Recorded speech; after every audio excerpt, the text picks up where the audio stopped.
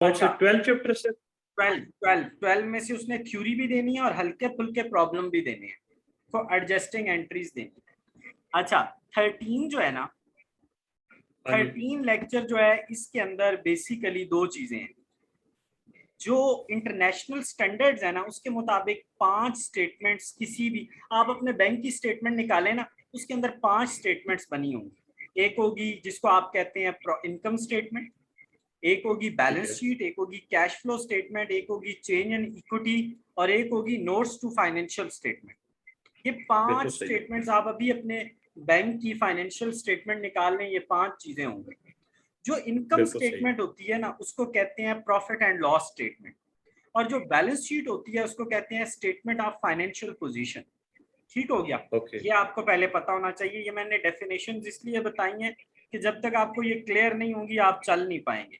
अच्छा, इस income statement का एक और नाम होता है trading profit and loss. Trading profit and loss, ठीक हो गया? अच्छा, अब ये होती क्या है? मैं जब स्टूडेंट था ना तो मुझे ये दोनों की डेफिनेशन नहीं समझ आती थी।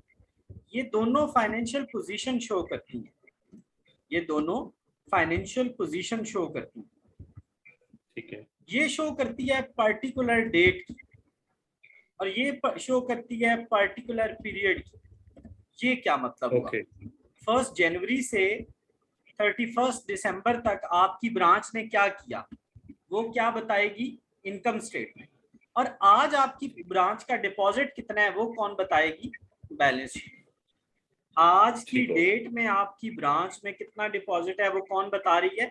Balance sheet. और 3 महीनों में आपने प्रॉफिट कमाया या लॉस कमाया वो कौन बता रही है? Income statement. तो अब होप सो आपको दोनों का डिफरेंस समझ आ गया होगा कि ये बताती है कमाया क्या है, ये बताती है कमाया क्या है, और ये बताती है बैलेंस शीट बताती है कि जनाब जो हमने आज हमारी पोजीशन क्या है, आज हमारे पास हमारी जेब में पैसा कितना है, हमारा डिपॉजिट कितना है, हमारे एसेट्स कितने हैं। ठीक हो गया?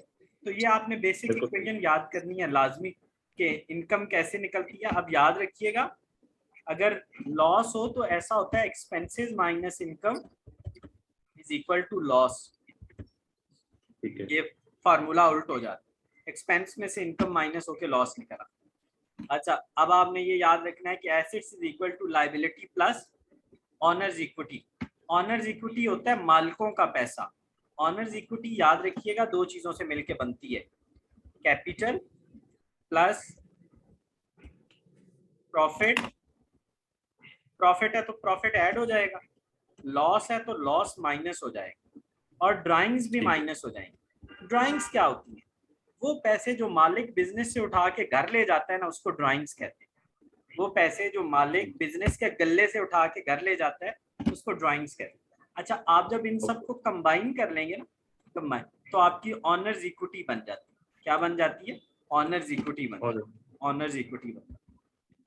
अच्छा जी, ये क्या बला है? ये आपने बिल्कुल नहीं करना। ये क्या बला है? ये बला आपको ट्रायल बैलेंस पेपर में दिया जाएगा, लेकिन इसका चौथा हिस्सा देगा। आपने आइडेंटिफाई करना है कि क्या वो एसेट है, क्या वो एक्सपेंस है, क्या वो इनकम है, क्या वो लाइबिलिटी है, क्या वो ऑनर्स इक्विटी है। सर लेकिन मुझे ये पता कैसे लगेगा? मुझे को आप लिस्ट दें ना, मुझे को लिस्ट बताएं ना कि यार ये लिस्ट है, मैं याद कर लेता हूँ। मैं याद कर लेता हूँ कि यार ये चीजें हैं। ठीक है, मैं आपको एक लिस्ट बता देता हूँ, आपने उस लिस्ट को तैयार कर लेना है। तो आपका निकल आएगा है,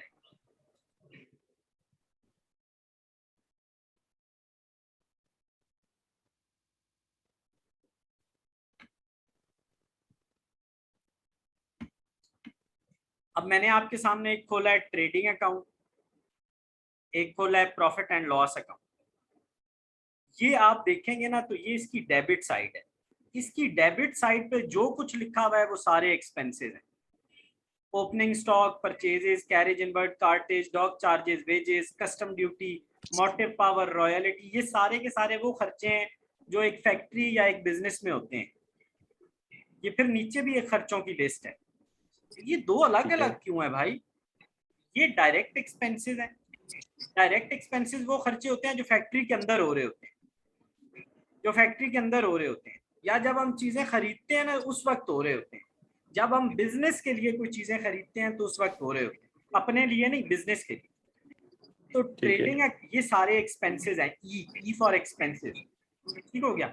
अच्छा, उसके अलावा ये क्रेडिट साइड पे जो है ये इनकम्स हैं, ये क्या है, इनकम्स है, ये क्रेडिट साइड पे। तो अब मैंने आपको ई भी बता दिया और आई भी बता दिया, ये पूरी लिस्ट मैं आपको अभी भेज दूंगा, ठीक हो गया। प्लीज आपने इनको याद करना है। अब ये ए है, ए फॉर एसेट्स, ये एल है लाइबिलिटीज, और ये क्या है, ऑनर्स इक्विटी, ये क्या, ओ है। तो जब आप इस लिस्ट को याद कर लेंगे ना, तो फिर आपको ये आइडेंटिफाई करना प्रॉब्लम नहीं होगा, आइडेंटिफाई करना प्रॉब्लम नहीं होगा। लेकिन आपको ये लिस्ट याद, ये कुछ करंट एसेट है, cash in hand, cash at bank, bill receivable, account receivable, stock, investment, land, building, plant, machinery, furniture, fixer, goodwill, patent, copyright और ट्रेडमार्क, ये सारे एसेट्स हैं। और ये लाइबिलिटीज हैं। लाइबिलिटीज होती हैं जो हमने पैसे किसी के देने हैं, bank overdraft, loan payable, creditor, loan, liability, mortgage और डिबेंचर्स। और ये ऑनर्स इक्विटी है, ये मैंने ऑलरेडी आपको बताई है। जब तक आप नहीं ये करेंगे याद, आप भूल जाएं कि आप ये इसको आइडेंटिफाई कर सकें, ठीक हो गया। तो वो याद रखिएगा। फिर आपने पेपर में करना क्या है, पेपर में वो बेसिकली आपको कहेगा, मैं आपको बताता हूँ, ये कुछ भी नहीं करना आपने, ये कुछ भी नहीं करना, कुछ भी नहीं करना। एडजस्टमेंट्स मैं आपको करवाना चाह रहा हूँ, लेकिन मैं नेक्स्ट लेक्चर में करवाऊंगा जब आप उनको याद कर लेंगे। ये एक चीज है जो करने वाली है, ये आपने कुछ भी नहीं करना, कुछ भी नहीं करना।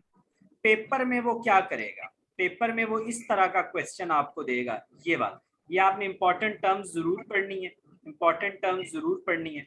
इसमें एक चीज मैं आपको बताता हूँ, ऊपर आपको पेपर में इस तरह की चीज देगा, इस तरह की, और आपको कहेगा कि प्रॉफिट निकालें। अब ये चीज मैं आपको खुद सिखाऊंगा, लेकिन आज आपको मैं नहीं सिखा सकता जब तक आप वो टेबल याद नहीं करें। बेशक उसको पढ़ लें 3-4 दफा, मैं आपको बता दूंगा, आप उसको सिर्फ कर लें, मैं अगले लेक्चर में आपको ये करवा दूंगा। पेपर में ये 5 नंबर का सवाल आना है, इस तरह, इस तरह, इतने ही साइज का आएगा, इससे बड़ा नहीं आएगा। वो जो ड्रोने है ना, वो नहीं आएंगे। अच्छा, अब ये देखें कि एक्सपेंसेस जो है मैंने आपको बताए हैं। सर आपने तो डायरेक्ट और इनडायरेक्ट कर दिया, तो ये क्या, यहाँ तो 5 है, ये वाले सारे डायरेक्ट हैं, ये वाले सारे इनडायरेक्ट हैं, ये वाले सारे इनडायरेक्ट। अब मुझे कैसे पता लगेगा, तो आपको मैं बताता हूँ, आपको मैं आसान सा हल बताता। आसान हल ये है, ये सारे मैंने आपको बताए हैं डायरेक्ट हैं, ये सारे मिलके, ये देखिएगा, ये सीजीएस बनाते हैं। ये चीज कैसे बनती है सीजीएस, जब आप इन तमाम को आपस में ऐड कर लेते हैं, इन तमाम को आपस में ऐड कर, और एक चीज को बीच में से माइनस भी करते हैं, क्लोजिंग स्टॉक को। ये जो आपके सामने एक चीज आ रही है ना, कॉस्ट ऑफ गुड्स सोल्ड, ये कैसे बनती है मैंने अब आपको समझाई है। कॉस्ट ऑफ गुड्स सोल्ड कैसे बनती है, जब इन तमाम को ऐड कर लेते हैं और बीच में से सिर्फ एक को माइनस कर देते हैं, क्लोजिंग स्टॉक। तो सीजीएस कहते हैं कॉस्ट ऑफ गुड्स सोल्ड, ठीक है। आप सुकून से सुनेंगे तो आपको समझ आ जाएगा कॉस्ट ऑफ गुड्स सोल्ड। अच्छा, दूसरे नंबर पे एडमिन क्या होते हैं, जो दफ्तर के खर्चे होते हैं ना, फैक्ट्री के दफ्तर के खर्चे, वो होते हैं एडमिन एक्सपेंसेस। जो फैक्ट्री के बाहर चीजें हम जब बेचने जाते हैं ना, मार्केटिंग के एक्सपेंस, सेलिंग के एक्सपेंस, सेलमैन की सैलरी, वो होते हैं सेलिंग एक्सपेंसेस। एक होते हैं फाइनेंशियल एक्सपेंसेस, वो खर्चे जैसे बैंक का इंटरेस्ट, बैंक का मार्कअप, बैंक के चार्जेस, वो होते हैं फाइनेंशियल एक्सपेंस। और लास्ट पे टैक्स जो हम गवर्नमेंट को पे करते हैं। सर इनकी लिस्ट कहाँ बनी हुई है यार, बेसिकली ये जो लिस्ट है ना, ये वाली लिस्ट, इसके अंदर ये सारे मिक्स हैं, ये सारे मिक्स हुए हैं, ये सारे मिक्स हुए हैं, ये सारे मिक्स हुए हैं। मसलन अब देखें, सैलरी जो है वो एक एडमिन एक्सपेंस है, सैलरी जो है वो एक एडमिन एक्सपेंस है।